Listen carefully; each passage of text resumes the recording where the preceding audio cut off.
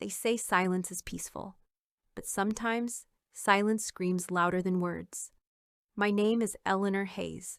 I'm from a small coastal town in Nova Scotia, Canada, and this is my story. For most of my life, I believed love could fix anything. I spent 40 years caring for others. First as a nurse, then as a mother, and later as a grandmother. My hands grew old healing wounds, but my heart never stopped believing in kindness. My daughter Clara was the pride of my world. She was strong, ambitious, and everything I ever hoped she'd be. When she married Daniel, a charming young man who promised to give her the life I couldn't, I thought my prayers had been answered. After Clara passed away giving birth to my granddaughter, Lily, I thought my world had ended. But Lily's tiny heartbeat gave me a reason to live again. I poured every ounce of love I had left into her.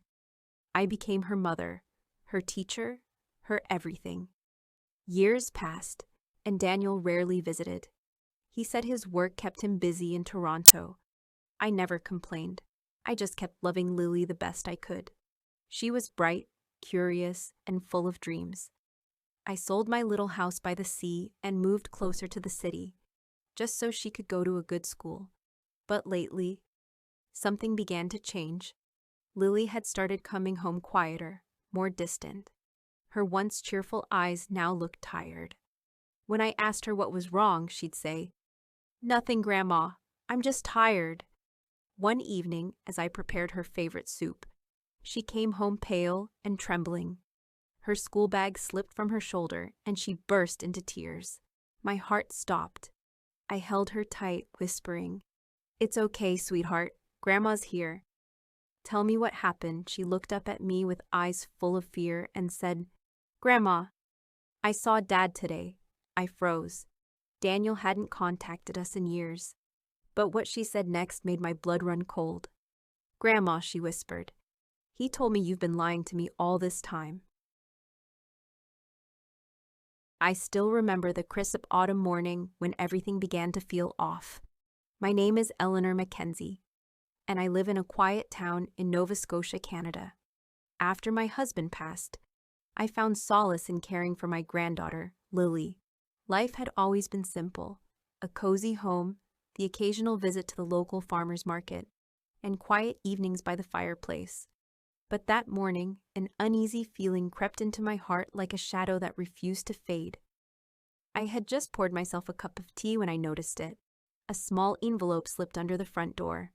The handwriting was unfamiliar, jagged, and hurried, unlike the neat penmanship of my usual correspondence. Curiosity mingled with dread as I picked it up.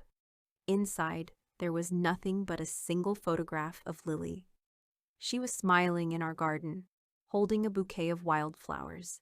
Yet, in the corner of the photo, a shadowy figure lingered, almost hidden behind the maple tree. I tried to dismiss it as a trick of the light, but the unease refused to leave me. Something or someone was watching her.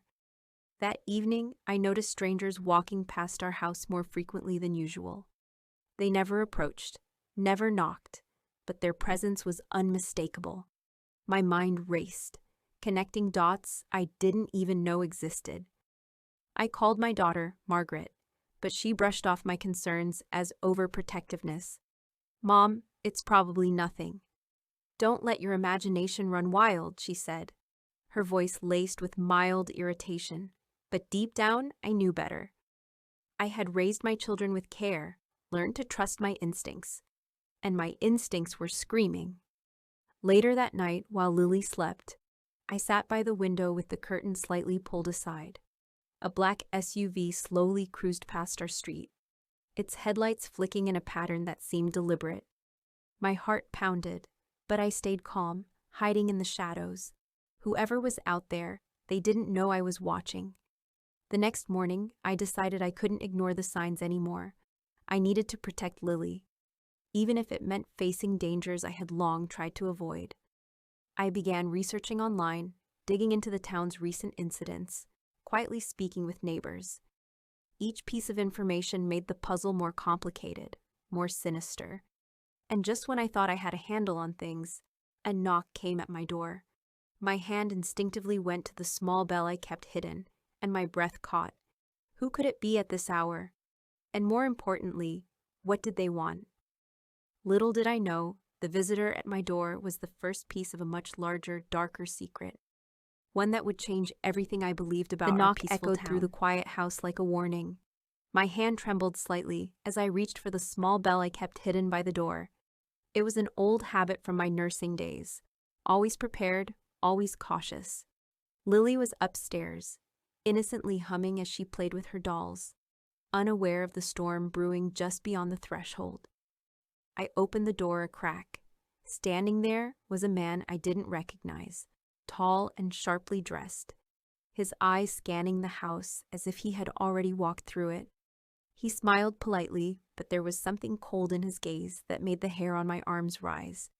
"Good morning, Mrs. Mackenzie," he said, his voice smooth but oddly hollow. "My name is Simon Carter. I'm here about the property next door," I frowned.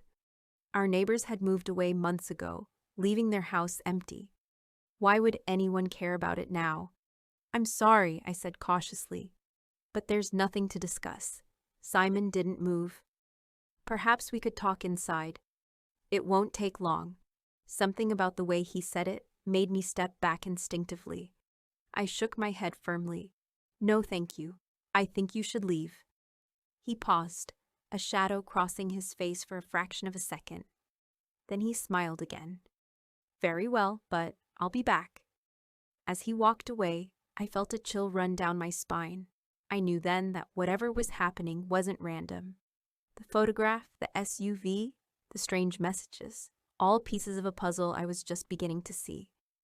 That night I stayed awake, watching the streetlights flicker through the blinds. The wind rustled the maple leaves outside, but I could have sworn I heard footsteps. Slow, deliberate. My mind raced through possibilities, but every scenario led to the same unsettling conclusion.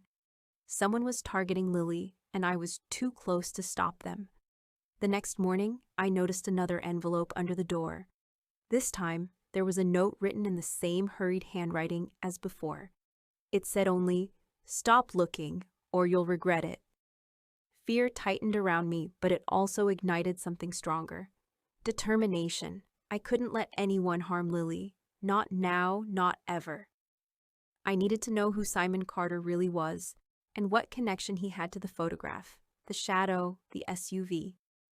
By mid-afternoon, I found myself at the local library, digging through town records, old newspapers, and anything that could hint at Simon's identity. What I discovered was chilling. Simon Carter wasn't just some businessman interested in a vacant property.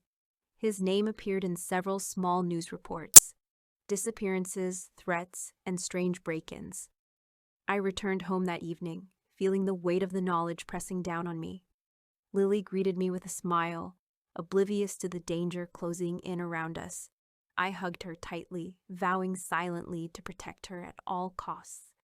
And then, as I drew the curtains and tried to convince myself it was safe, the sound of the SUV's engine reached my ears again, closer than ever.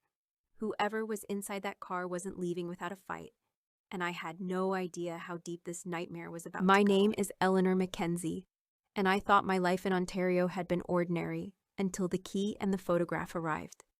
That night, after the chilling message in the driveway, I couldn't sleep. I double-checked every lock, every window, every door. Yet a gnawing feeling told me that the danger wasn't outside. It was already inside. The next morning, I decided to investigate the attic. It had always been dusty, a place where old trunks and forgotten memories rested. But something about the photograph made me suspect that answers were hidden there. With Lily playing quietly in the living room, I carried a flashlight up the narrow stairs, my hands trembling. The attic was cramped and smelled of old wood and mothballs. I started moving boxes, trunks, and suitcases, searching for anything unusual. Then I noticed it, a small panel in the far corner of the attic wall, barely noticeable behind a stack of suitcases. The key fit perfectly. My hands shook as I turned it, and with a soft click, the panel swung open. Inside, a hidden room revealed itself. Dust hung in the air, and cobwebs draped the corners like curtains. But what caught my attention were the walls. They were covered with photographs. Family photos, old and new, of people I didn't recognize. Some had faces scratched out. Others had red markings, symbols that matched the key's design. My heart pounded. On a small table in the center of the room lay a diary. I opened it cautiously. The pages were filled with accounts of someone watching, tracking, and recording families in Ontario. One entry froze me. Eleanor Mackenzie. The key will guide her to the truth, but she must not ignore the warning. She will be tested. I realized then that this wasn't just about me. It was about generations, secrets kept hidden for decades. Someone had been orchestrating this, preparing me for something I couldn't yet understand. My mind raced. Who were they? Why me? And how many others had faced this before? Suddenly, I heard a noise behind me. I spun around, flashlight shaking. A shadow moved at the entrance of the hidden room. "Eleanor," a whisper echoed. My blood ran cold. The voice was familiar, but it wasn't human, not entirely. I grabbed the diary and fled the attic, locking the panel behind me. My mind reeled with questions and dread. Whoever had set this up knew me, my every move, my every thought. And now it was no longer a game of discovery. It was survival. And as I clutched Lily close that night, I realized the terrifying truth. The person who had been watching us wasn't just nearby, but I couldn't ignore the feeling that someone, or something, was in the house. Holding Lily close, I crept through the darkened living room, the diary clutched tightly to my chest. Every creak of the floorboards echoed like a warning, and my mind replayed the shadows I'd seen in the attic. Whoever had orchestrated this was patient, careful, and terrifyingly close. I remembered the entries in the diary, the warnings, the symbols, and the photographs. My pulse raced as I realized that the person who had been watching me wasn't just documenting. They were guiding me, testing me, preparing me for a confrontation. But why? What could they possibly want from me? Suddenly, I heard the softest click behind the hallway door. I froze. The sound was deliberate, calculated. Someone wanted me to notice. My heart thudded in my chest, and I whispered to Lily, "Stay quiet, sweetheart." I edged closer to the source, the diary still in my grip, ready to defend us. When I slowly opened the door, I found nothing, just the empty hallway, shadows stretching across the walls. I let out a shaky breath, but the unease didn't leave me, and then I saw it. A note, pinned to the wall with a single silver tack. It read, "The truth lies where it all began. Face it, Eleanor." My mind went back decades, to my grandmother's old home in Toronto. She had told me stories, vague warnings about family secrets and hidden dangers. Could it all be connected? My pulse quickened. I had to go. There was no other choice. By dawn, we were on the road, the diary on the passenger seat, Lily asleep beside me. Arriving at the old Toronto house, I felt a shiver run down my spine. The door creaked as I entered, dust motes dancing in the sunlight. I followed the directions from the diary, descending into the basement. There, behind a stack of crates, was a hidden chamber, its walls lined with old files, photographs, and a small chest. Inside the chest, I found letters written by my grandmother. They revealed a truth I could hardly believe. A secret society had been watching our family for generations, guarding knowledge that could change lives or destroy them. And now, it was my turn to inherit this responsibility. As I read the final letter, a voice whispered from behind me, "Welcome, Eleanor." My blood ran cold. The voice was familiar yet unsettling. I turned slowly, realizing that the person who had orchestrated every test, every shadow, and every warning had been right beside me all along. And as I stared into their eyes, I understood the terrifying reality. The true test wasn't about uncovering secrets. It was about surviving them.